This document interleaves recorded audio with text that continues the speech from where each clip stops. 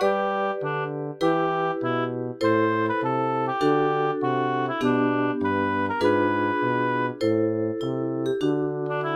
17일) 성령 강림 후 제6주 주일을 위한 말씀 나눔을 시작하겠습니다. 오늘은 아모스 8장 1절부터 12절 말씀을 가지고 여름 과일 환상이라는 제목으로 말씀을 나누겠습니다. 2022년 마가교회 표어는 꾸준한 일상, 행동 강령은 주님과 그리고 모두와 함께하는 하루입니다. 2022년 기도문을 따라해 주시기 바랍니다. 우리에게 늘 신비로운 새로운 하루를 허락하시니 감사합니다. 우리가 만나는 모든 이들에게서 그리고 모든 것들에서 주님의 온기를 느끼게 하소서. 예수 이름으로 아멘. 오늘은 본문을 다 읽지는 않고 부분 읽으면서 같이 말씀을 나누겠습니다. 오늘 제목을 달게 된 대표적인 구절은 2절과 3절인데 읽어드리겠습니다. 그가 말씀하시되 아모스야 네가 무엇을 보느냐? 내가 이르되 여름 과일 한 광주리이다 하매 여호와께서 내게 이르시되 내 백성 이스라엘의 끝이 이르렀은즉 내가 다시는 그를 용서하지 아니하리니 그날에 궁전의 노래가 애곡으로 변할 것이며 곳곳에 시체가 많아서 사람이 잠잠히 그 시체들을 내어 버리리라. 주 여호와의 말씀이니라. 아모스는 하나님께서 보여주신 여름 과일 한 광주리를 봤습니다. 그런데 이 광주리가 이스라엘의 심판, 종말을 상징하는 것으로 보여주신 것임을 하나님이 설명합니다. 이 점을 어떤 해설 없이 그냥 보면 굉장히 의아하게 생각되는 장면입니다. 인터넷에서 이 말씀을 해설하는 내용들을 찾아봤습니다. 정리해보니 한 4가지가 나오더라고요. 첫 번째는 가을에 열매를 맺을 과일을 여름에 딴 것처럼, 그러니까 설리거나 제철이 아닌 과일처럼 설명한 경우가 있는데 이것은 일반적인 설명으로 보이지는 않습니다. 물론 연결지어서 생각할 때는 예수님께서 무화과 나무에 열매가 없음을 가지고 지적하셔서 그 나무가 말라 죽은 것을 생각해 볼 수는 있을 것입니다. 두 번째는 보관이 용이하지 않을 테니까 당장은 좋아 보여도 금방 상할 수 있다는 것이죠. 빨리 먹거나 해결을 해야지 그렇지 않으면 오히려 더 문제가 되는 것으로 생각한다는 것입니다. 임박한 끝을 예고한다는 면에서도 여름 과일이 의미를 담을 수 있다는 것이죠. 그 다음 세 번째는 광주에 가득 차 있다는 그 의미가 죄가 가득하다는 의미인데 전달력이 있다고 생각합니다. 마지막 네 번째가 가장 관련이 있어 보이는 것으로 저는 받아들였는데 이 발음이 비슷하다는 거예요. 지금 2절에 여름 과일이라는 단어가 히브리어로 카이츠가 됩니다. 이 과일의 의미를 설명할 때 이르시되 내 백성 이스라엘의 끝이 이르렀은즉이라고 적혀 있거든요. 근데 이 끝이 히브리어상으로는 캐츠입니다. 카이츠와 캐츠는 공통적인 어휘를 갖고 있어요. 발음도 비슷하고 그래서 단어의 의미보다는 그 발음의 의미로 공통점을 더 찾을 수도 있다는 것이죠. 게다가 이 여름 과일이라는 이 카이츠의 의미는 잘라내다라는 어원을 담고 있다고 합니다. 그런 면에서 이 마지막을 더 의미 있게 전달하는 부분으로 여름 과일이 상징이 될 수도 있겠구나 생각을 했습니다. 그러나 전반적으로 여름 과일이 그렇게 부정적인 의미로 사용되는 예들은 별로 없어 보입니다. 아모스에게 너가 지금 무엇이 보이느냐 할 때 저걸 왜 보여주시나 약간 의아스럽게 생각을 했을 거예요. 이것은 베드로의 경우도 비슷했죠. 처음에 그들이 율법적으로 먹지 못하도록 하는 음식 재료를 보여주면서 먹으라고 할 때 그걸 당연히 하나님께서 금하신 걸 내가 먹을 수 없습니다라고 말하는 게 당연하잖아요. 상식적으로 연결고리가 없는 것을 왜 보여주시나 싶은 것처럼 여름 과일이 사용이 됐을 거예요. 즉 역설이라는 것이죠. 이 역설에서 또 의미를 찾을 수 있을 것 같습니다. 지금 북이스라엘의 멸망을 예고하는 것이 누구나 다 공감을 얻을 수 있는 상황은 아니었을 것 같아요.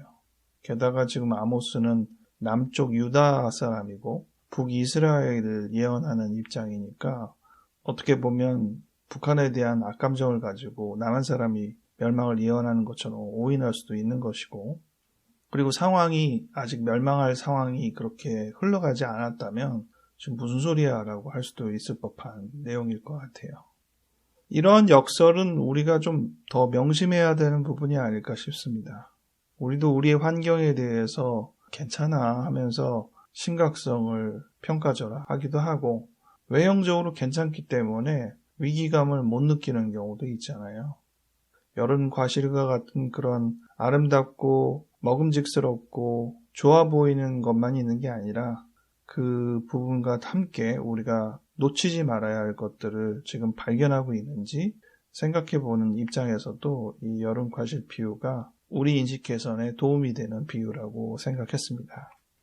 또 한 가지는 오늘 말씀과 직접적으로 관련 있는 건 아닌데요. 시대에 따라서 말씀의 이해가 잘 받아들이기 어려울 수 있겠다는 생각을 했습니다. 시대가 많이 지나고 또 이스라엘 사람도 아닌 우리가 보기에는 너무 격세지감이 있는 거예요. 냉장 보관에 대해서 굉장히 수월한 시대에 살고 있잖아요. 여름 과실을 딱 보면서 요 시기적인 위기감을 잘 파악하지 못하는 면이 있더라고요. 이 말씀을 이해할 때 시대나 상황에 따라서 주는 비유나 재료가 다를 수밖에 없겠다. 당시 아모스 입장에서는 여름 과일이 이 상징의 적격이었겠지만, 만약 예수님이 지금 우리의 시대에서 상징을 보여주신다면 당연히 다른 재료를 사용하시겠죠. 상징만큼이나 중요한 게 뭐겠습니까? 그 상징에서 지적하고자 하는 이스라엘 죄겠죠. 이 이스라엘 죄가 무엇이냐? 4절에서부터 6절에 이 내용이 나와 있습니다. 4절에는 가난한 자를 삼키며 힘없는 자를 망하게 하려는 자들아, 이렇게 시작하면서 권력적으로나 권위적이나 경제적으로 강한 자와 약한 자 사이에 있는 불균형을 많이 보여주는 것으로 이해했습니다. 그리고 5절에 보면 거짓 저울에 대한 얘기가 나옵니다. 정직하지 않게 저울을 만들어서 부당한 이익을 취하는 것이죠. 6절은 더 적나라한 표현을 쓰고 있는데, 은으로 힘없는 자를 사며 신 한 켤레로 가난한 자를 사며, 적은 돈으로 사람을 사기도 하고 적은 돈으로 물건을 갈취하기도 하고, 그게 일이든 어떤 행동이든 어느 정도의 수고나 비용이 들어야 하는 것은 우리가 알잖아요. 근데 그 이하로 지불하게 된다는 것 자체가 이 가진 자와 못 가진 자 사이의 불균형을 상징하는 일인데, 그러한 일들이 북이스라엘 상황에서 지금 많이 벌어지고 있었다는 것인데, 이것이 지금 우리의 시대의 상황과 무관한 일이냐? 그렇지 않잖아요. 그리고 질 나쁜 판매를 이야기하고 있습니다. 찌꺼기 밀을 팔자. 앞서서는 적은 돈으로 매수하는 입장을 이야기를 했다면, 이번에는 조금 제공하거나 나쁜 거 주고 이득은 이득대로 취하는 거라는 거잖아요.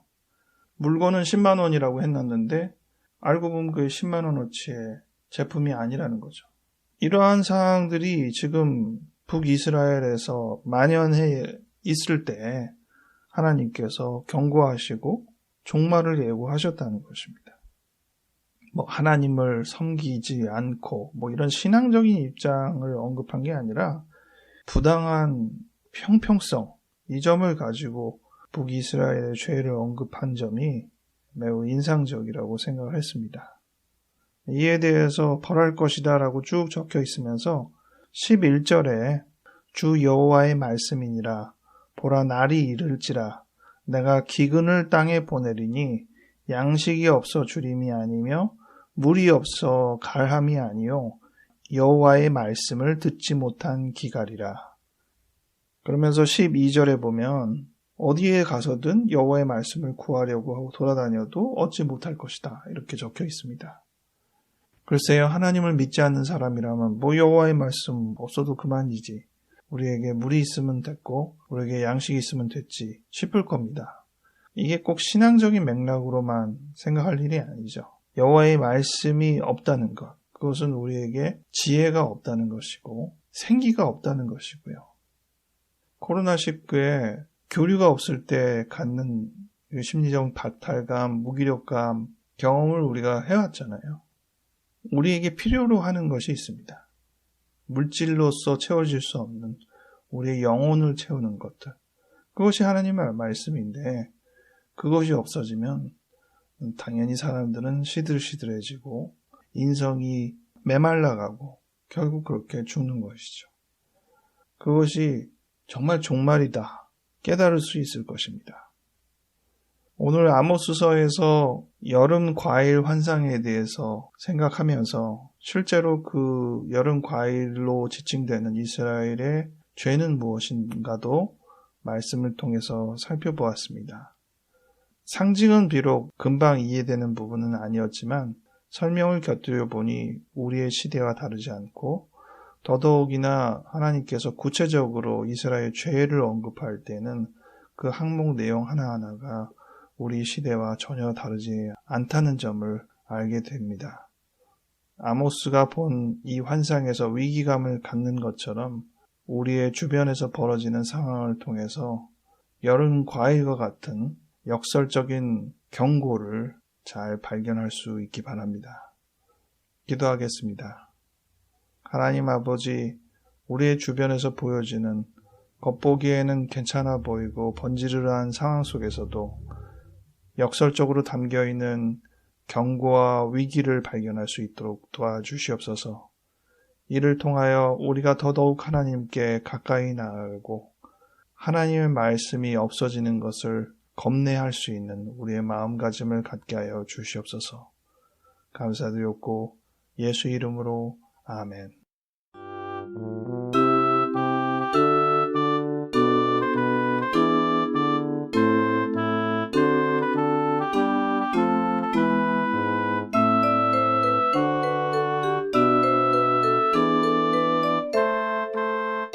요즘 드라마 중에 가장 핫한 드라마가 이상한 변호사 우영우죠.